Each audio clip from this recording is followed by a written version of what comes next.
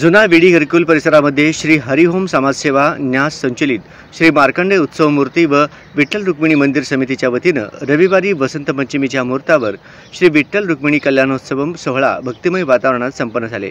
या सोहळ्यासाठी हरिभक्तपरायण सुधाकर इंगळे महाराज, हरिभक्तपरायण नरसया गज्जल महाराज, स्वरांजलीचे संस्थापक दयानंद मामड्याल आदींची उपस्थिती होती। या विवाह सोहळ्यामध्ये या भागातील भक्त मोठ्या संख्येने उपस्थित राहून सोहळा यशस्वी केले। या कार्यक्रम यशस्वीतेसाठी हरिभक्तपरायण राकेश अन्नम, वासुदेव एलदंडी यांच्यासह संस्थेचे सर्व पदाधिकारी सदस्यांनी परिश्रम घेतले।